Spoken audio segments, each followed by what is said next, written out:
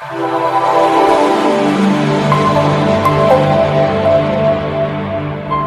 आपका सेट अभी चल रहा है 13/12/2021 का है, ठीक है, यानी कि दिसंबर 2021 का सेट है, जो एग्जाम लिया गया था उसका यह सेट है। इसमें जितना मैथ्स का क्वेश्चन होगा सबका सब हम आपके सामने अभी डिस्कशन कराएंगे, ठीक है। 20 गो 25 गो 23 गो जितना भी हो सब क्वेश्चन का भी आपके सामने डिस्कशन मिलेगा। इस तरह से आप रोज एक सेट आपको यहाँ पे मिलेगा और आपको रोज पढ़ना है। तो देखिए पहला देखिए क्या है, 51 नंबर क्वेश्चन जो आपके सामने लिखा हुआ है। देखिए 51 नंबर क्वेश्चन में क्या लिखा हुआ है, 51 नंबर में क्वेश्चन है, क्वेश्चन बहुत बड़ा है। क्वेश्चन क्या है, क्वेश्चन बहुत बड़ा है और सॉल्यूशन इसका क्या है, एकदम छोटा है। क्या कर रहा है, सौरभ अपनी मासिक आय का 20% अपने बच्चों को शिक्षा पर दे देता है। 20% कहाँ खर्च कर देता है, शिक्षा पे। तो अगर 20% खर्च कर देता है, ध्यान समझिएगा, 20% खर्च कर देता है तो उसके पास बचेगा कितना, तो बचेगा 80%। बचेगा कितना, 80%, ठीक है।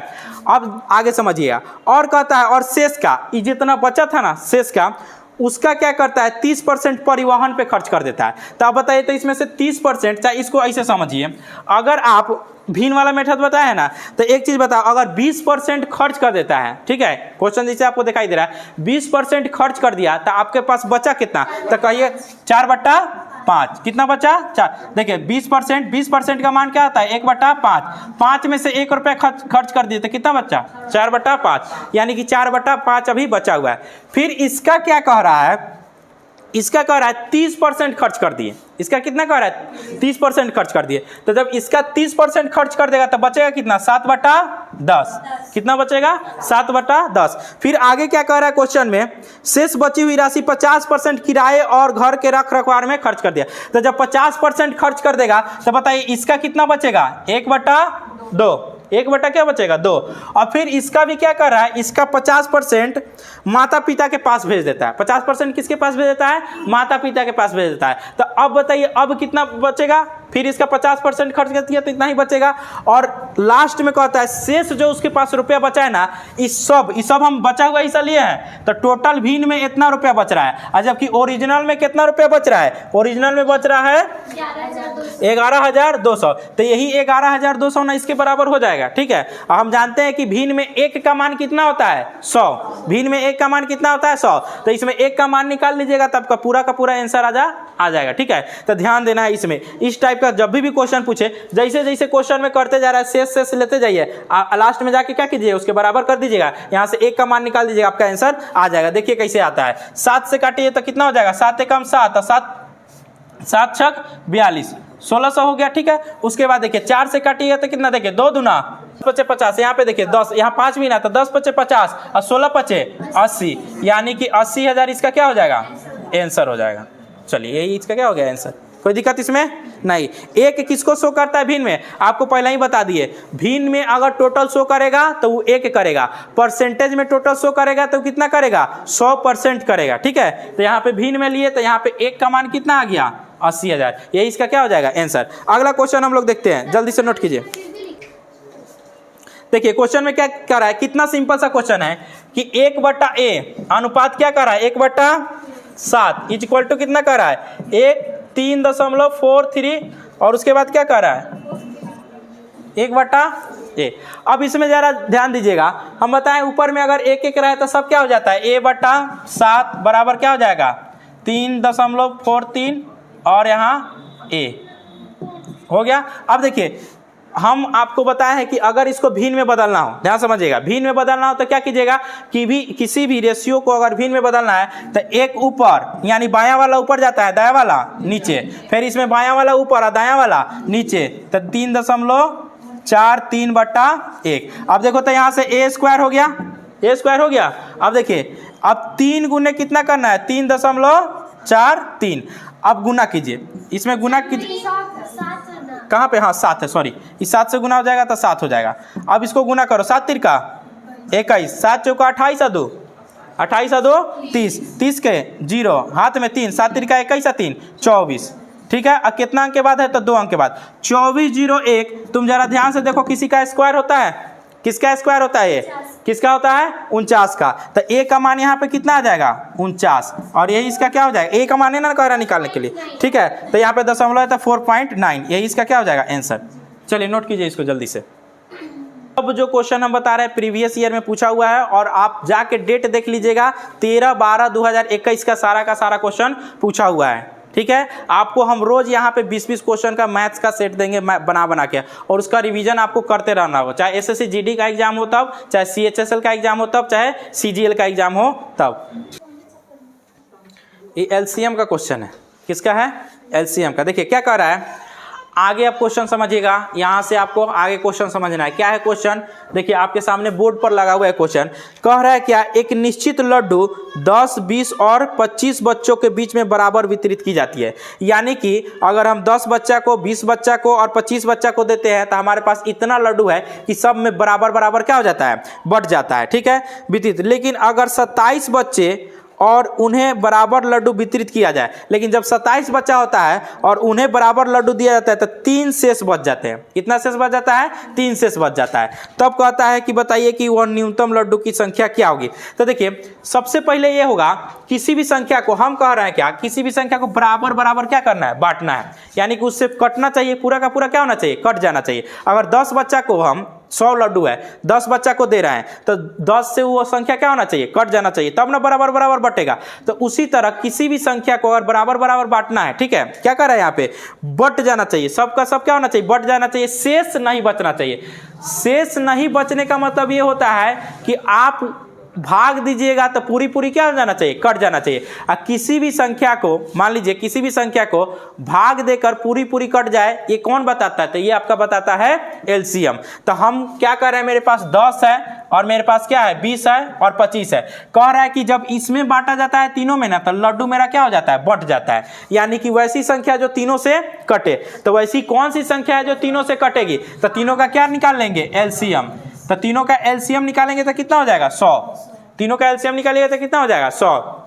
अब देखिए, अब आगे आपके पास क्वेश्चन क्या है कि इस तीनों में तो बराबर बट भी जाना चाहिए। तीनों में क्या होना चाहिए? बराबर बट जाना चाहिए। लेकिन जब 27 लोगों में बांटे तो 3 गो शेष बच जाना चाहिए। तो जरा देखो, अगर हमको इसमें बराबर से बटना चाहिए तो हमेशा इसका क्या होना चाहिए? गुणनखंड होना चाहिए। या तो 100 होगा, नहीं तो कितना लड्डू होगा? 200 होगा, और नहीं तो 300 होगा, और नहीं तो कितना लड्डू होगा? 400 लड्डू होगा। ठीक है, अब हम क्या करेंगे, इस लड्डू में 27 से भाग देंगे, और जिसका शेषफल 3 आएगा वही इसका क्या हो जाएगा? आंसर हो जाएगा। वही क्या हो जाएगा? इसका आंसर। तो जरा 100 में 27 से भाग देकर देखो तो इसका आंसर हो रहा है? भले शेष 3 बच रहा है तो नहीं, इसका शेष 3 नहीं बचेगा।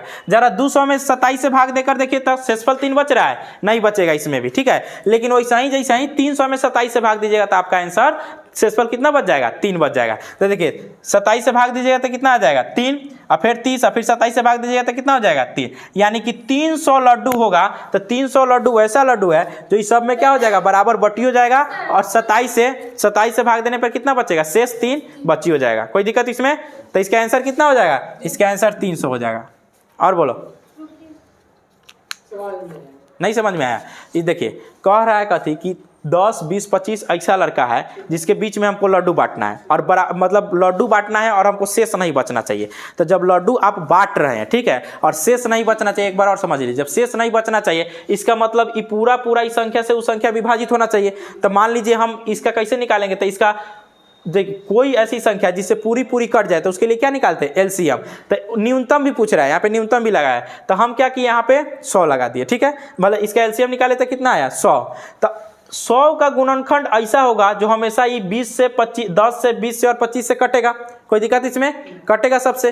तो लेकिन इसके साथ एक और आपको शर्त लगा दिया कि 27 जब बच्चा में बांटे तो मेरा शेष कितना बचना चाहिए? 3। तो इसमें बांटेंगे, ये देखो ये जो है 100, ये तीनों से कट रहा है, ये तीनों से क्या हो रहा है? कट रहा है। लेकिन 27 से भाग देने पर शेषफल 3 नहीं आ रहा है, तो ये आपका आंसर नहीं होगा। ठीक है, 200 ये तीनों से कट जा रहा है, लेकिन 27 से भाग देने पर इसका शेषफल 3 नहीं आ रहा है, इसलिए ही नहीं होगा। लेकिन ये तीनों से कट भी जा रहा है और 27 से भाग देने पर कितना शेषफल आ रहा है? 3 शेषफल ही आ रहा है। तो ये आपका आंसर कौन सा हो जाएगा? 300। इसको बाई ऑप्शन भी डायरेक्ट बना सकते थे।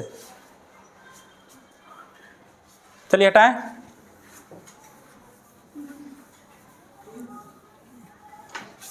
अब अगला क्वेश्चन देखिएगा, बहुत ही मस्त क्वेश्चन है, टाइम एंड डिस्टेंस से लिया हुआ क्वेश्चन है। देखिए टाइम एंड डिस्टेंस से क्वेश्चन लिया हुआ है। देखिएगा आपके सामने है, क्या कर रहा है? एक व्यक्ति को उसकी सामान्य चाल से 3/4 से चलते हुए एक निश्चित दूरी तय करने में लगने वाले समय उसकी सामान्य चाल से दूरी से चलने वाले 1 घंटा 40 मिनट अधिक है, तो उस व्यक्ति को अपने सामान्य चाल से चलने में क्या समय लगेगा। देखिएगा ध्यान से, यहाँ पे क्या कर रहा है, कोई व्यक्ति अपने चाल का 3/4 चल रहा है। तो देखिए चाल का अनुपात यहाँ पे क्या दिया हुआ है, पहले और अब में, पहले और अब। पहले व्यक्ति कितना चलता था चाल, तो पहले 4 से चलता था, कितना से चलता था, 4 से। अब कितना चल रहा है, 3 से। देखिए इस चाल का अनुपात दिया हुआ है, क्या किसका अनुपात दिया हुआ है, चाल का। और हम जानते हैं कि चाल के अनुपात का अपोजिट कौन सा हो जाता है, रिवर्स कौन सा होता है, समय। कौन हो जाता है, समय। तो समय का अनुपात लीजिएगा तो 3/4, ठीक है। अब देखो जब इस चाल के बजाय इस चाल से चलता है तो उसके समय में कितना का अंतर है, तो 1 घंटा 40 मिनट का है। तो एक बात बताओ, यहाँ पे समय का कितना अंतर हो गया, अनुपात 1। तो यह अनुपात 1 जो है किसके बराबर हो जाएगा, अनुपात 1 जो बराबर हो जाएगा 1 घंटा 40 मिनट के बराबर हो जाएगा। तो कह रहा है कि वो अपने सामान्य चाल से चले, यानी इसका सामान्य चाल कौन सा है, यही ना है, पहले वाला चाल इसका क्या है, सामान्य चाल। तो सामान्य चाल से चले तो कितना घंटा लगेगा, तो सामान्य चाल से चलेगा तो बताइए, अनुपात 1 का मान 1 घंटा 40 मिनट है, का मान कितना दे, 1 घंटा 40 मिनट। समान समय कितना है, 3 है ना, है समान समय कितना है, 3 है। तो यहाँ पे 3 का मान कितना आ जाएगा, 3 का मान। तो इसको क्या कीजिए, 1 घंटा में कितना से गुना करना है, 3 से। तो 3 से गुना कीजिए, 3 घंटा हो जाएगा और 40 तिहाई 120 हो जाएगा, 120 मिनट। अब जरा देखो 3 घंटा हो गया और 120 मिनट कितना हो जाएगा, 2 घंटा के बराबर हो जाएगा। तो टोटल घंटा कितना हो गया, 5 घंटा। यही इसका क्या हो जाएगा, आंसर हो जाएगा। देखिए अगला क्वेश्चन आपको क्या दिया हुआ है, बहुत ही मस्त क्वेश्चन है। टाइम एंड वर्क इसको बोलिए, टाइम एंड डिस्टेंस बोलिए तब, एलिगेशन बोलिए तब, सब में आ जाएगा ये। देखिए क्या कर रहा है, एक छात्र 30 किलोमीटर की दूरी 3 घंटा में तय करता है। 30 किलोमीटर की दूरी कितना में तय करता है, 30, मतलब टोटल दूरी 30 किलोमीटर की थी, उसको 3 घंटा में तय कर लेता है, जिसमें से कुछ दूरी 4 किलोमीटर पर घंटा की चाल से पैदल और शेष दूरी 12 किलोमीटर प्रति घंटा की चाल से साइकिल से तय करता है। तो पैदल और साइकिल से तय की गई दूरी का अनुपात पूछ रहा है, ठीक है। तो यहाँ पे जरा एक चीज बताइए, जो बच्चा 3 घंटा में 30 किलोमीटर की दूरी 3 घंटा में पूरा का पूरा कर लेता है, तो टोटल दूरी कितना है, 30 किलोमीटर है और समय उसको कितना लग रहा है, 3 घंटा। तो बताइए तो उसका चाल कितना हो गया, चाल यहाँ से चाल निकालेंगे तो दूरी बटा समय, यानी कि 10 किलोमीटर पर। तो पूरे दूरी को कितना में तय कर रहा है, 10 किलोमीटर पर घंटा में।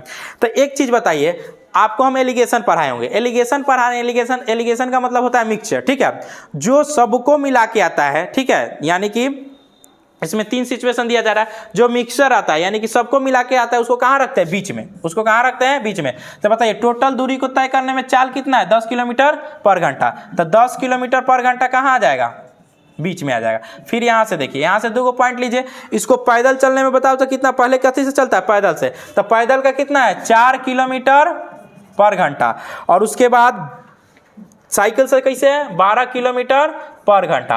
अब देखिए चाल का जब आप रेशियो निकालिएगा, चाल का रेशियो निकालिएगा, यानी कि चाल में जब एलिगेशन लगाइएगा तो ये किसका देगा, समय का आपको क्या देता है, समय का आपको रेशियो दे देता है। किसका रेशियो देगा, समय का। तो देखिए 10 में से, ध्यान से समझो, यहाँ पे ये कितना है, 10 में से 4 घटाइएगा तो कितना हो जाएगा, 6 हो जाएगा। अब बताओ यहाँ 12 है, 12 में से 10 जाएगा तो कितना हो जाएगा, नहीं, यहाँ 12 में से 10 घटाना है ना, तो 12 में से 10 घटाइएगा तो सीधे 2 ना हो जाएगा, 2 हो जाएगा, ठीक है। तो ठीक है, तो यहाँ पे कितना हो जाएगा, 1:3। ये क्या चीज का अनुपात आ गया, समय का। लेकिन इसमें पूछ क्या रहा है बताइए, तो पैदल और साइकिल के द्वारा तय की गई दूरी का अनुपात, ठीक है। तो यहाँ पे देखिए समय का अनुपात इतना आ गया, ये क्या हो गया, इस समय आ गया। तो यहाँ पे समझिएगा समय का अनुपात कितना दिया हुआ है, 1, और यहाँ पे समय कितना है, 3। तो अगर हम दूरी निकालते हैं तो इसका चाल बताओ, तो इसका चाल कितना है, 4। तो अगर हम दूरी निकालते हैं तो कितना हो जाएगा, दूरी इक्वल टू 4 गुने 1, 4, दूरी इक्वल टू 4 गुने समय, और इसका दूरी निकालिएगा तो कितना हो गया, 4 गुने समय, यानी कि 12। तो 4 एकम 4 और 12 तिहाई 36। अब इसको रेशियो में बोल रहा है, तो रेशियो में निकालिए, 4 एकम 4, 4 9 36, यानी कि 1:9 इसका क्या हो जाएगा, आंसर हो जाएगा। कोई दिक्कत इसमें नहीं। तो चलिए इसको नोट कीजिए जल्दी से। अब देखिए अभी आपके सामने क्वेश्चन नेक्स्ट है। नेक्स्ट क्वेश्चन में क्या कह रहा है कि 6,000 की धनराशि 5% वार्षिक ब्याज की दर से 2 वर्ष में प्राप्त साधारण ब्याज और वार्षिक रूप से चक्रवृद्धि ब्याज में अंतर क्या है। यानी कि सीधा सीधा क्वेश्चन है कि साधारण ब्याज और चक्रवृद्धि ब्याज 2 वर्ष के बाद जो अंतर आएगा वही अंतर आपको निकालना है। तो देखिए इसमें एकदम आसान तरीका होता है। पहले हम इसको क्या करते हैं, परसेंटेज में निकाल लेते हैं। पहले इसको क्या चीज निकालते हैं, परसेंटेज में। अगर यहाँ पे देखो रेट तुम्हारा कितना दिया हुआ है, रेट दिया हुआ है 5% और टाइम कितना दिया हुआ है, 2 वर्ष दिया हुआ है। तो एक चीज बताइए, अगर रेट 5% है, टाइम 2 वर्ष है, तो इसका सिंपल साधारण ब्याज क्या हो जाएगा, 10%, ठीक है। और इसका चक्रवृद्धि ब्याज क्या हो जाएगा, तो चक्रवृद्धि ब्याज आपको बताए भी होंगे, रटवाए भी होंगे, सारा का सारा कुछ किए होंगे। तो बताइए इसका CI कितना हो जाएगा, तो CI इक्वल टू हो जाएगा 10.25%। कितना हो जाएगा, 10.25%। कैसे आया, तो इसमें ये भी फॉर्मूला लगा दीजिए, 5 + 5, 5 × 5/100। तो यही आपको देता है क्या, 10.25%, ठीक है। अब बताओ तो CI और SI का अंतर कितना है, तो सर कहिएगा CI और माइनस SI का जो अंतर है 0.25%, यही ना है, ठीक है। अब हमारे पास मूलधन कितना है, 6,000 है। कितना है, 6,000 है। अभी 6,000 का हमको कितना निकालना है, 0.25%। जरा एक चीज बताओ, इसका 1% निकालेंगे तो 2 अंक के बाद दशमलव, तो कितना आ जाएगा, 60। कितना आ जाएगा, 60। अभी 60 का हमको कौन सा हिस्सा चाहिए, चौथा हिस्सा चाहिए। 60 का कौन सा हिस्सा चाहिए, चौथा, क्योंकि ये 1 का चौथा हिस्सा है, तो 60 का भी कौन सा हिस्सा चाहिए, चौथा। तो आधा करेंगे तो 30 और चौथा करेंगे तो कितना हो जाएगा, 15। यही इसका क्या हो जाएगा, आंसर है। समझ में, चलिए इतना फास्ट में आप लोग को भी बनाना है, जल्दी जल्दी कीजिए। ये तो हमको लिखने का बिल्कुल भी जरूरी नहीं है, तो समझाने के लिए लिखे हैं, ठीक है। आपको सीधा ये पता होना चाहिए कि दोनों के बीच का अंतर होता क्या है। तो 0.25% और सीधे इसका 0.25% निकाल दे, इक्वल टू 15। क्लियर, आंसर आ गया। बस इतना ही में आंसर आ जाएगा। चलो यहाँ पे देखिएगा, ध्यान से समझो। अगला क्वेश्चन जो आपके सामने लिखा हुआ है, क्वेश्चन एकदम आसान सा क्वेश्चन है और हमेशा इस तरह का एक क्वेश्चन हर साल आते रहता है। देखिए क्वेश्चन क्या कह रहा है, साजिया की आय रेहाना की आय से 20% कम है। साजिया की जो आय है, ये साजिया ले लीजिए और एक तरफ कौन ले लीजिए, रेहाना ले लीजिए। साजिया की आय से 20% कम है। 20% कम का मतलब क्या हो गया, अगर ये 5 है तो ये कितना हो गया, 4। अगर ये 5 है तो ये कितना हो गया, 4। तो आपसे क्वेश्चन क्या कर रहा है, तो बताइए साजिया की, तो रेहाना की आय साजिया की आय से कितना अधिक है। तो देखो रेहाना की आय साजिया की आय से पूछ रहा है, किसकी आय से, साजिया। तो कितना अधिक है, 1 अधिक है। कितना पे अधिक है, 4 पे। गुने कितना हो जाएगा, 100। तो 1/4 का मान हम आपको डायरेक्ट रखवाएंगे, कितना होता है, 25%। तो ये इसका क्या हो जाएगा, 25% आंसर। चलिए आगे देखिए, बना होगा सबसे, ठीक है, आगे समझना।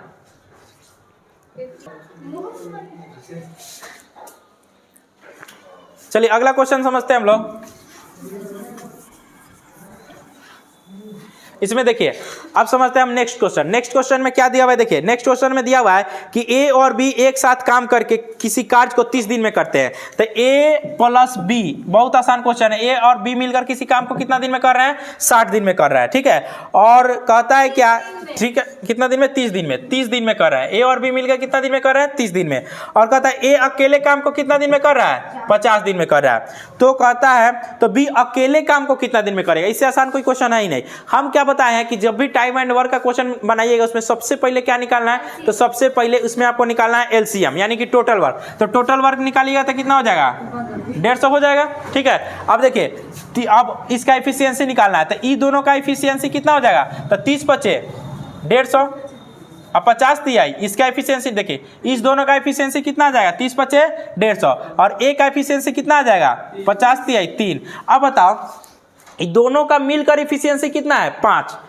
इन दोनों का मिलकर एफिशिएंसी कितना है, 5। तो बताइए तो इस अकेले का और इसमें ए का कितना हो गया, 3। तो बताइए तो इसका कितना हो जाएगा, 2। यानी एक दिन में कितना काम करता है, 2। और टोटल काम कितना करना है, 150। तो 150 को 2 से काट दीजिएगा तो कितना आ जाएगा, 75 दिन। यही इसका क्या हो जाएगा, आंसर आ जाएगा। कोई दिक्कत इसमें। चलिए तो ये वाला क्वेश्चन का आंसर 75 दिन। एकदम बनाते जाइए आराम से। अब नेक्स्ट क्वेश्चन देखिए, नेक्स्ट क्वेश्चन में क्या दिया हुआ है, कह रहा है कथी, ये भी आसान क्वेश्चन है, लैंग्वेज टाइप ही क्वेश्चन है, इसमें भी कुछ नहीं है। क्या कह रहा है कि ए यहाँ पे सुमेर ने 800 प्रति कुर्सी के मूल्य पर 6 कुर्सियां खरीदी। कितना खरीदी? अगर एक कुर्सी का मूल्य 800 है तो 6 कुर्सियां का मूल्य कितना हो गया? 8 छक 48। 4800 में अभी 6 कुर्सियां उसने खरीद लिया और 1200 की एक बेंच खरीदा और 1200 का क्या खरीदा? एक बेंच खरीदा। तो ये CP यानी कि ये कुर्सी का है और ये क्या हो गया? मेज का दाम हो गया। तो बताइए तो टोटल उसने खरीदा कितना रुपया में? तो 48 और 12 कितना हो गया? 6000 हो गया। ठीक है, और कह रहा है क्या कि कुर्सियां और मेज को 7200 रुपये में बेच दिया। भाई विक्रय मूल्य कितना हो गया? 7200। अब बताओ तो इससे भी पूछ रहा है तो लाभ कितना का हो गया? तो लाभ कितना का हो गया? 1200 का। कितना पे? 6000 पे गुने 100। इसको काट कुट बिल्कुल भी नहीं करना है। बताइए 10% का मान कितना? 600। 10% का मान कितना हो गया? 600। तो 1200 यानी कि 20%। तो इसका 20%, यही क्या हो जाएगा? आंसर। बात खत्म। चलिए आगे हम लोग देखते हैं क्या कहता है। अमित ने बीमल को एक अलमारी बेची और 10% का लाभ प्राप्त किया। फिर बीमल ने अलमारी चेतन को बेची और 10% का लाभ प्राप्त किया और चेतन ने अलमारी को 14,520 रुपए में खरीदा। तो अमित के लिए अलमारी का क्रय मूल्य क्या होगा? तो अमित के लिए अलमारी का, अब देखिए पहले ने दूसरे को बेचा, दूसरे ने तीसरे को बेचा, तीसरे ने चौथे को बेचा। तो हमको कब का रेट दिया हुआ है? बाद वाला रेट दिया हुआ है। कब का रेट दिया हुआ है? बाद वाला रेट दिया हुआ है। अब बाद वाले रेट से हमको कहां आना है? पहले वाले रेट में आना है। तो जब बाद वाले रेट से पहले वाले रेट में आना रहता है तो हम क्या करते हैं? होल वैल्यू का उल्टा गुना करते जाते हैं। तो पहले बाद वाला रेट कितना है? 14,520। अब बताइए सब जगह दोनों जगह लाभ हो रहा है, तो लाभ हो रहा है 10%। तो 10% लाभ का मतलब करती है 11/10। तो होल वैल्यू का उल्टा कीजिए 10/11 गुने 10/11। इसी को सॉल्व कीजिए, आपका आंसर आ जाएगा। 11 से काटिए, 11 से काटिएगा तो कितना? 10 11 से काटिएगा तो 1320 और फिर 11 से काटिए, कितना मरतबे में कट जाएगा? 11 कम 11, 11 दूना 22, 120। यानी कितना आंसर आ जाएगा इसका? 12,000 इसका आंसर आ जाएगा। बस हो गया, बात खत्म। देखिए 13/12/2021 का ये सब क्वेश्चन पूछा हुआ है। एक भी क्वेश्चन हम अपने तरफ से ऐड नहीं कर रहे हैं। देखिए इसी में आगे आपसे रेशियो से क्या क्वेश्चन पूछा हुआ है, कितना आसान क्वेश्चन पूछा हुआ है। कह रहा है काती ABCD ने किसी व्यवसाय में 3:7:9 और 13 के अनुपात में निवेश किया। A, B, C और D है। कितना कितना अनुपात है उनका? 3:7:9:13। ठीक है, निवेश किया। और आपको पता है कि मुनाफा निवेश में ही बताता है। निवेश इंटू टाइम के रेशियो में ही आपका क्या बताता है? मुनाफा। तो यहाँ टाइम का कोई चर्चा नहीं किया है। तो हम मुनाफा को किस में बांटेंगे? निवेश में भी हम बांटेंगे। तो देखिए यहाँ पे क्या दिया हुआ है, टोटल जो मुनाफा यहाँ पे होता है 7910 रुपया होता है। अब बताइए तो अच्छा किसका है? सॉरी, सी का सिर्फ मुनाफा दिया, सॉरी ये सी का मुनाफा दिया। किसका मुनाफा दिया हुआ है? सी का। तो देखिए सी का मुनाफा दिया कितना हुआ है? 7910। और जबकि रेशियो में सी का मुनाफा कितना है? अनुपात 9। तो यही बताइए, तो यही अनुपात 9 किसके बराबर हो जाएगा? 7910 के बराबर। तो अनुपात 9 का मान कितना हो गया? 7910। तो अनुपात 1 का मान निकालिए, 981, फिर 981, 990 रुपया। कितना हो गया? 990। अब आपसे क्वेश्चन क्या कह रहा है? क्वेश्चन आपसे यह कह रहा है कि बताइए ए और बी के कुल हिस्सा कितना है। तो ए और बी का, यहां देखिए तो ए और बी का कुल हिस्सा अनुपात में कितना है? अनुपात 10। जोड़िएगा तो 7 और 3 10। और एक का मान कितना? एक अनुपात का मान 990। तो 10 अनुपात का मान क्या हो जाएगा? तो 10 अनुपात का मान इक्वल टू 10 गुने 990, यानी कि 9990। ये इसका क्या हो जाएगा? 9900। ये इसका आंसर हो जाएगा 99। चलिए सी नंबर इसका आंसर हो जाएगा 64 का। नोट करो। देखिए आगे हम लोग क्वेश्चन समझते हैं। आगे आपके सामने क्वेश्चन लिखा हुआ है। क्या क्वेश्चन लिखा हुआ है? देखिए कह रहा है कथी 14 मीटर लंबे और 8 मीटर चौड़े आयताकार पार्क के चारों ओर 1 मीटर चौड़ा सड़क बनाया गया। तो कहता है रास्ते का क्षेत्रफल कितना होगा। देखिए इसमें छोटा सा एक कंसेप्ट है, इससे आराम से आपका बन जाएगा। देखिए तो आयत की लंबाई चौड़ाई कितनी है? आयत की जो लंबाई है, आयत की लंबाई कितना हो गया? 14 और चौड़ाई कितना हो गया? 8। लेकिन क्या कह रहा है इसके सामने बगल से 1-1 मीटर का रास्ता। तो 1 मीटर इधर घसका देंगे तो 1 मीटर इधर भी घसकाना होगा। ठीक है, और 1 मीटर चारों तरफ से हमको क्या करना है? 1-1 मीटर घसकाना है। अब जरा देखिए जब 1-1 मीटर घसका देंगे तो अब जो आएगा कौन सा आ जाएगा? ध्यान से समझिएगा। ये 8 हो गया, तो ये वाला, फिर ये वाला, इस तरह से, इस तरह से और इस तरह से होगा, 1-1 मीटर हो गया, ध्यान समझिएगा। अब इसी का हमको क्या निकालना है, क्षेत्रफल निकालना है। ये जो रास्ता अभी बनाए हैं उसी का हमको क्या निकालना है, क्षेत्रफल। तो हम कह रहे हैं कि पूरे आयत में से जो बाहर दिखाई दे रहा है यहाँ से लेकर यहाँ तक में से ये अंदर वाले आयत का हम क्षेत्रफल निकाल देंगे तो नहीं आ जाएगा, ठीक है। तो पहले सर आयत वाला का लंबाई क्या होगा, तो देखिए आयत का लंबाई कितना हो जाएगा, बड़ा वाला आयत का। तो देखिए तो 1 मीटर इधर बढ़ा, यहीं पे कंसेप्ट है, 1 मीटर इधर बढ़ा और 1 मीटर क्या हो गया, इधर बढ़ा। तो टोटल जो बाहर वाला का है कितना हो जाएगा, 16 मीटर, ठीक है। अब इसमें देखिएगा ई चौड़ाई में, तो चौड़ाई में 1 मीटर ऊपर बढ़ा होगा, चौड़ाई में 1 मीटर नीचे बढ़ा होगा। तो चौड़ाई पहले जो 8 था अब कितना हो गया होगा, 10 हो गया होगा। तब इसमें हमको कुछ करना है, रास्ते की लंबाई, क्या करना है, रास्ते की लंबाई। तो रास्ते की लंबाई इक्वल टू क्या हो जाएगा, बड़ा वाला आयत माइनस छोटा वाला आयत का क्षेत्रफल। तो 16 गुने 10 माइनस क्या हो जाएगा, 14 गुने 8, यही इसका क्या हो जाएगा आंसर। तो 16 से काटिएगा तो 160, 14 8 कितना होता है, 112, 14 8 चौका 32, 112 ही ना होता है, 14 का पारा नहीं आता। अब इसका कितना आ जाएगा, 48, इसका क्या हो जाएगा आंसर। 48 सेंटीमीटर क्या दिया हुआ, सेंटीमीटर तो सेंटीमीटर स्क्वायर, या मीटर तो मीटर स्क्वायर, मीटर दिया हुआ है तो क्या कीजिए मीटर स्क्वायर। बात क्वेश्चन देखिएगा आगे, क्वेश्चन इंपॉर्टेंट क्वेश्चन क्या कह रहा है क्वेश्चन में, एक गणित की परीक्षा में 30 छात्रों द्वारा प्राप्त अंक 100 में से 76 है, यानी प्राप्त अंकों का प्राप्त औसत अंक, यानी 30 छात्रों का औसत अंक कितना दिया हुआ है, 30 छात्रों का औसत अंक जो दिया हुआ है, औसत अंक, हाँ बोलो कौन बोल रहा है, 30 छात्र, हाँ 30 छात्रों का औसत अंक कितना दिया है, 100 नहीं दिया हुआ है, 100 छात्रों का थी, 100 छात्रों में 100 अंकों में कितना दिया हुआ है, 76 दिया हुआ है। कोई दिक्कत इसमें। अब क्या कह रहा है, एक जो अनजाने में एक छात्रों ने अंक 65 के बजाय कितना लिख दिया, 56, और दूसरा में क्या करा, 48 के बजाय कितना लिख दिया, 84। जब भी इस तरह का क्वेश्चन है, ध्यान से समझिए, जब भी इस तरह का क्वेश्चन है आपको सही वाला को एक जगह जोड़ लेना है और गलत वाला को एक जगह जोड़ लेना है। अगर देखिएगा ध्यान समझिए, गलत वाला ज़्यादा हुआ, ठीक है, या देखिएगा जिसका संख्या ज़्यादा हुआ, मतलब मान लीजिए गलत वाला ज़्यादा आ रहा है, तो गलत वाला ज़्यादा आ रहा है इसका मतलब रेशियो आपका क्या होगा, कम होगा। सही वाला ज़्यादा आ रहा है इसका मतलब रेशियो आपका क्या हो जाएगा, बढ़ेगा। जैसे कि देखिए तो पहले वाले में 65 की बजाय 56 लिखा, तो इसमें सही कौन है, एक तरफ हम सही लेते हैं और एक तरफ क्या लेते हैं, गलत। तो बताइए तो 65 लिखना चाहिए, 65 के बजाय कितना लिख दिया, 56, ये ध्यान समझो, 65 के बजाय कितना लिख दिया, 56। तो 65 सही है और 56 क्या है, गलत है। समझ में आ रहा है ना, 65 सही है और 56 क्या है, गलत है। 65 के बजाय 56 लिख दिया, और दूसरे में 48 के बजाय लिखना चाहिए कितना, 48, सही कितना है, 48, ठीक है। और हाँ 48 कितना है, सही है, और गलत कितना है, 84 है। तो 84 को लिख दीजिए। अभी दोनों को जोड़िएगा तो कितना आ जाए, 113, और ई वाला कितना हो जाएगा, 140, ठीक है। अब बताओ तो इसमें से घटाओ तो कितना का कम, 27, 140 माइनस 113 कीजिएगा तो कितना हो जाएगा, 27। अब एक चीज देखो, इस 27 कमी हो रहा है, कितना हो रहा है, 27 का, अंक में कितना का कमी हो गया, 27 का। तो औसत में कमी कीजिए, तो औसत में कमी 27/30। अब इसको काटो, 0.9 आएगा, ठीक है। तो ये औसत में क्या दे देगा, कमी, औसत में क्या दे देगा, ये कमी। तो बताइए, तो पहले 76 था, अब 76 से कम होकर कितना आ जाएगा, 75, 76 माइनस 0.9 यानी कि 75.1, यही क्या हो जाएगा इसका आंसर।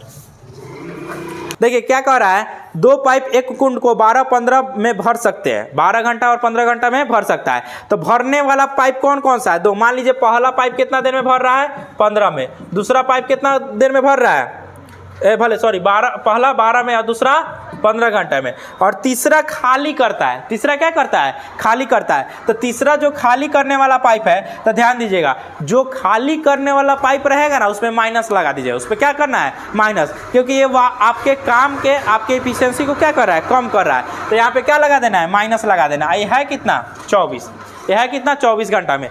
देखिए 12 घंटा में भर दे रहा है, 15 घंटा में भर दे रहा है, 24 घंटा में खाली कर दे रहा है। तो खाली के लिए हम क्या लगा दिए, माइनस। अब यहाँ पे समझो, अब क्या करना है, जैसे टाइम एंड वर्क में टोटल वर्क निकालते थे ना, इसी तरह यहाँ पे हम इसका क्या निकालेंगे, टोटल वर्क। तो 12, 15 और 24 का एलसीएम लीजिएगा तो कितना हो जाएगा, 120। अब देखिए इसका एफिशिएंसी कितना हो गया, 20, 12, हाँ इसका एफिशिएंसी कितना हो गया 10, इसका कितना हो गया 8 और इसका कितना हो गया 24 बचे, तो इसका एफिशिएंसी कितना हो गया 5। अब जरा एक चीज देखो, हम कह रहे हैं इफिशियंसी का मतलब होता है एक दिन या एक घंटा में किया गया काम, यानी यूनिट समय में किए गए काम को ही क्या कहते हैं इफिशियंसी कहते हैं। तो यहाँ घंटा है तो घंटा का मतलब यूनिट क्या हो गया, एक घंटा में किया गया काम। तो एक घंटा में 10 भाग भर रहा है, ये एक घंटा में 8 भाग भर रहा है और ये एक घंटा में 5 भाग खाली कर दे रहा है। तो हम कह रहे हैं तीनों मिलकर 1 + 2 + 3 मिल के यानी कि माइनस कितना काम कर रहे हैं, तो कहिएगा ई दोनों भर रहा है तो 10 8 18 और खाली कौन दे रहा है ई वाला, तो 5 हो जाएगा। तो कितना हो जाएगा 10 8 18 - 5 यानी कि 13 भाग ही ना काम हो रहा है। और इस तरह से हमको टोटल भाग कितना करना है 120, तो 120 बटा कितना कर दीजिएगा 13, यही आपका क्या हो जाएगा आंसर। इसी को तोड़ा होगा आपको पूर्णांक में। हाँ तो 9 देखो 13 9 117 3 पूर्णांक कितना आ जाएगा 3/13, यही ना हो जाएगा 13 9 117 3/13। अब इसको किसी में हम लोग कन्वर्ट कर देते हैं तो 9 पूर्णांक 3/13 और 3/13 को करिएगा तो 9 घंटा लगभग 14 मिनट के बराबर आ जाएगा, यही इसका आंसर हो जाएगा। चलिए आगे हम समझते हैं नेक्स्ट क्वेश्चन। नेक्स्ट क्वेश्चन में क्या दिया हुआ है देखिए, कह रहा है एक पर्स में, जैसे क्वेश्चन दिया हुआ है 1 रुपये 2 रुपये और 5 रुपये के सिक्कों का अनुपात 8:5:3 है। अगर पर्स में रखे इन सिक्कों का कुल मूल्य क्या दिया हुआ है, कुल मूल्य दिया हुआ है और 5 रुपये कितने सिक्के। देखिए इस तरह के क्वेश्चन में आपको अगर सिक्का देगा, ठीक समझिए, अनुपात अगर सिक्का का देगा तो वो आपसे पूछेगा मूल्य, ओरिजिनल वैल्यू किसका दे देगा मूल्य। अगर अनुपात मूल्य का देगा तो ओरिजिनल वैल्यू किसका दे देगा सिक्का का। तो यहाँ पे मेन कंसेप्ट यही होता है कि सिक्का को चेंज करने आना चाहिए मूल्य में और मूल्य को चेंज करने आना चाहिए सिक्का में। तो यहाँ पे किसका किसका, ये तो आसान क्वेश्चन है। 1 रुपए का दिया हुआ है, कितना का सिक्का दिया हुआ है 1 रुपए 2 रुपए और 5 रुपए का। यहाँ पे सिक्कों का अनुपात दिया हुआ है, किसका अनुपात दिया हुआ है सिक्कों का। तो सिक्कों का अनुपात देखो तो कितना कितना है 8 5 और उसके बाद कितना है 3, ठीक है। अब बताइए हम कह रहे हैं कि अगर अब हम मूल्य, अब टोटल मूल्य दिया हुआ है, क्या दिया हुआ है टोटल मूल्य। टोटल मूल्य कितना दिया हुआ है मूल्य, तो टोटल मूल्य कहिएगा कि 132 दिया हुआ है। तो एक चीज बताओ, यहाँ अनुपात दिया है सिक्का का और यहाँ मूल्य दे दिया 120, ठीक है। तो ओरिजिनल में वैल्यू दिया मूल्य का, अनुपात दिया है सिक्का का, तो क्या इसका कंपेयर हम इससे कर सकते हैं, नहीं करेंगे। तो इसको हमको किस में चेंज करना होगा मूल्य में। तो मूल्य में चेंज करना एकदम आसान है। देखिए मूल्य में कैसे चेंज कीजिएगा बताइए। तो आपके पास अगर 8 रुपए का, भले 1 रुपए का 8 गो सिक्का हो तो कितना रुपया हो जाएगा 8 रुपया। 1 रुपए का 8 सिक्का है तो कितना रुपया हो जाएगा 8 रुपया। अगर 2 रुपए का 5 सिक्का है तो कितना रुपया हो जाएगा 10 रुपए। अगर 5 रुपए का 3 सिक्का है तो कितना रुपया हो जाएगा 15 रुपए। कोई दिक्कत इसमें नहीं। अब जरा एक चीज बताइए टोटल, अब देखो ई मूल है, ध्यान समझो। अब यहाँ पे ई वाला पूरा का पूरा क्या आ गया मूल और ये भी मेरा क्या है मूल है। अब तो हम कंपेयर कर सकते हैं। तो बताइए कुल मूल कितना 132 और कुल मूल इधर कितना, तो 15 10 25 8 33, तो 33 हो जाएगा, ठीक है। अब अनुपात 1 का मान निकालिए तो 33 चौका 132, तो अनुपात 1 का मान कितना आ गया 4। अनुपात 1 का मान कितना आ गया 4। तो आपसे पूछ क्या रहा है, तो आपसे कह रहा है कि 5 रुपए के कितने सिक्के, सिक्का का मान पूछ रहा है 5 रुपए के कितने सिक्के। तो 5 रुपए के सिक्के का मान कितना देगा अनुपात 5 रुपए के कितने सिक्के, सॉरी पूछ रहा है 5 रुपए के कितने सिक्के। तो 5 रुपए का सिक्का ही हो गया, ठीक है। तो बताइए अनुपात 1 का मान कितना 4, तो अनुपात 3 का मान कितना आ जाएगा। तो अनुपात 3 का मान जो आ जाएगा अनुपात 3 × 4 यानी कि 12 सिक्का। यही इसका क्या हो जाएगा आंसर, यही इसका क्या हो गया आंसर। कोई दिक्कत इसमें नहीं। चलिए अब आगे समझते हैं। चलिए आगे एक बहुत ही प्यारा सा क्वेश्चन दिया हुआ है। कौन सा क्वेश्चन दिया हुआ है देखिएगा ध्यान से। क्या कह रहा है कि 1000 रुपए की राशि के लिए पहले 10,000 रुपए की राशि के लिए पहले 8%, दूसरे वर्ष में 10% और तीसरे वर्ष में 12% की ब्याज पर 3 वर्षों का चक्रवृद्धि ब्याज निकाले।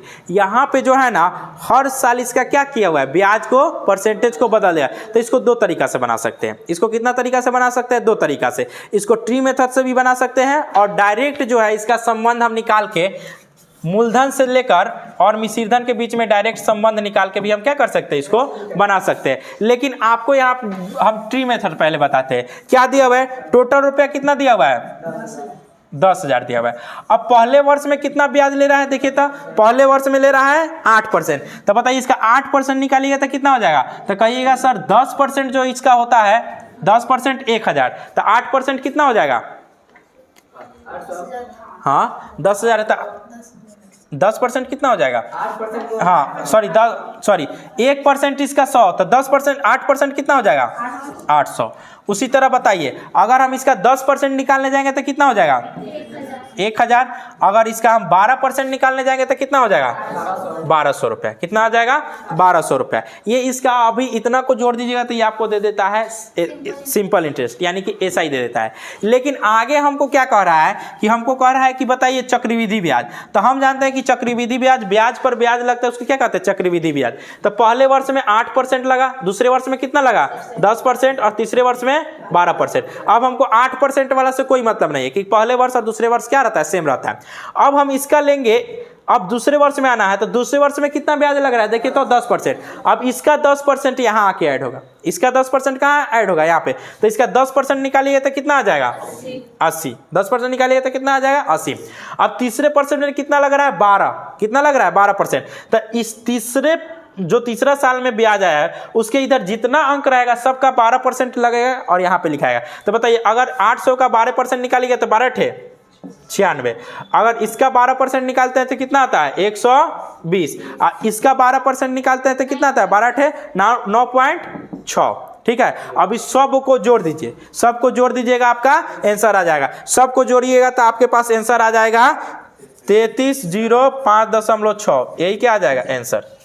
चलिए नोट कीजिए, सबको जोड़ दीजिएगा। देखिए इस सब को जोड़ दीजिएगा तो आपको दे देगा हाँ CI, और इसको सिर्फ जोड़िएगा तो क्या दे देगा SI।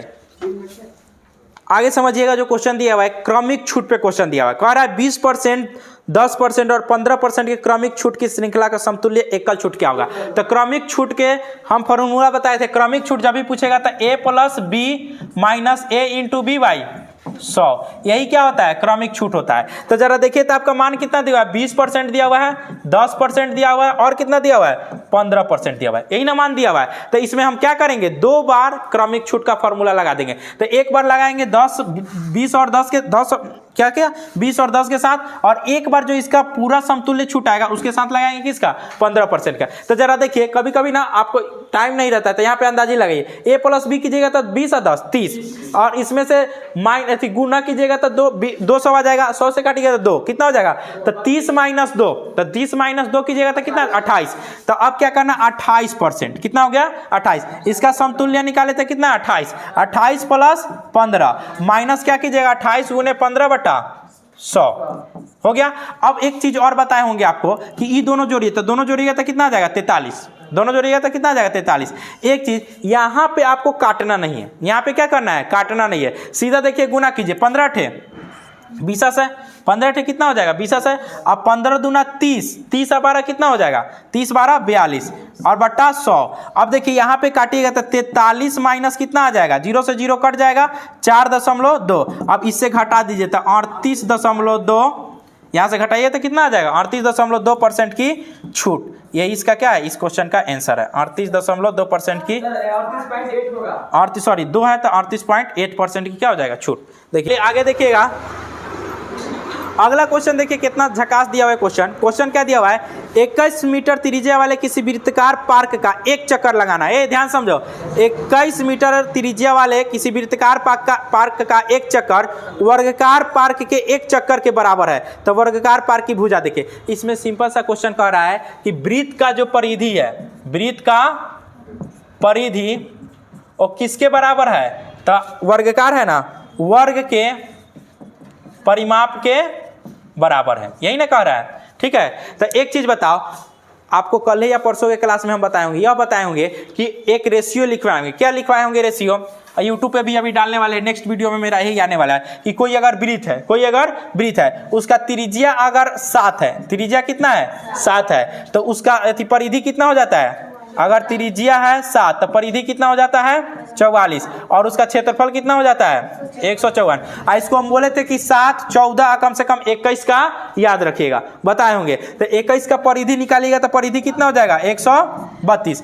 इसका तिगुना, तो इसका भी क्या कीजिए तिगुना, तो 44 का तिगुना कीजिएगा तो कितना हो जाएगा 132। तो डायरेक्ट बताइए, अगर इसका रेडियस दिया हुआ है 7, रेडियस कितना दिया हुआ है 7, तो बताइए तो इसका परिधि कितना हो जाएगा 132। इसी के लिए हम ही बताए हुए हैं कि अगर आपको आएगा तो डायरेक्ट आप इसका क्या निकाल सकते हैं, परिधि निकाले। तो अगर रेडियस मेरा 21 दिया हुआ है, रेडियस मेरा कितना दिया हुआ है 21, तो बताइए तो परिधि कितना हो जाएगा 132 हो जाएगा कि नहीं, 132 इसका परिधि हो गया। और वर्ग का परिमाप इक्वल टू क्या जानते हैं 4a जानते हैं वर्ग का परिमाप। अब 4 से इसको काट दीजिए, तो 4 से इसको काटिएगा तो अभी 4 से गुना किए हैं, तो यहाँ पे 4 से काटिएगा तो कितना मरतबे में कट जाएगा 33 मरतबे में, तो a का मान कितना आ जाएगा 33 हो जाएगा। ठीक है, हाँ होगा। कह रहा है क्या कि वह छोटी से छोटी संख्या ज्ञात कीजिए जिसे 8 9 और 10 से विभाजित करने पर प्रत्येक में शेषफल 1 आए। ये सिंपल सा क्वेश्चन है। क्या कह रहा है ध्यान समझिएगा, कह रहा है 8 से 9 से 10 से विभाजित करें तो प्रत्येक दशा में शेषफल कितना आना चाहिए 1। इसके कहने का मतलब यह है कि पहले देखो हम वैसी संख्या खोज लेते हैं जो 8 से भी विभाजित हो, 9 से भी विभाजित हो और 10 से। अगर कोई संख्या, ध्यान समझिए, कोई संख्या 8 9 और 10 तीनों से विभाजित होगा और अगर उसमें हम 1 जोड़ देंगे तो क्या वो ऐसा नई संख्या बन जाएगा जिसको भाग देने पर शेषफल 1 बचेगा ना। तो पहले ये निकालिए कि क्या करना है। अगर इस तरह का क्वेश्चन आए तो कुछ नहीं करना है, वैसी संख्या निकालिए जो तीनों से कट जाए। तो वैसी संख्या तीनों से कट जाएगा तो क्या निकालिएगा एलसीएम। इसका क्या निकालिएगा एलसीएम, छोटी से छोटी संख्या निकालना है। तो एलसीएम निकालिएगा तो 8 9 10 का एलसीएम निकालिएगा तो कितना हो जाएगा 360। 8 9 और 10 का एलसीएम निकालिए कितना आ जाएगा 360 आ जाएगा। ठीक है, निकाल के देख लीजिए कितना आ जाएगा 360। तो 360 वैसी संख्या है जो 8 9 10 तीनों से कट जा रही है। अब कह रहा है कि अब इससे कटना नहीं चाहिए, एक शेषफल बचना चाहिए। तो क्या करेंगे, इसमें 1 जोड़ देंगे तो 360 प्लस 1 यानी कि कितना हो जाएगा 361 वैसी संख्या है जो 8 से भाग दीजिएगा फिर भी शेषफल 1, 9 से भाग देने पर फिर भी शेषफल 1 और 10 से भाग दीजिएगा फिर भी शेषफल 1। कोई दिक्कत? तो आज के बाद ऐसा क्वेश्चन आएगा तो सीधे उसका एलसीएम निकाल के और जितना कहे शेषफल बचने के लिए उतना जोड़ दीजिएगा। अगर कल को कहे यहाँ पे 2 शेषफल बचना चाहिए तो 2, 7 शेषफल बचना चाहिए तो 7 जोड़ देना है। ठीक है, इसी तरह का क्वेश्चन भी आपसे सिविल कोर्ट में भी पूछेगा। सिविल कोर्ट का प्रीवियस ईयर उठा के देख लीजिए। ठीक है, सीएचएसएल का उठा के देखिए, यही सब क्वेश्चन पूछेगा। हालांकि पूरा का पूरा जो अभी हम क्वेश्चन कराए हैं ये जीडी का क्वेश्चन है। जीडी का 13/12/2021 का क्वेश्चन पूछा हुआ है। जाके आप सेट उठाकर आज उसको पूरा बना दीजिए, एक भी क्वेश्चन आपसे छूटने वाला नहीं है। तब मिलते हैं नेक्स्ट वीडियो में, तब तक के लिए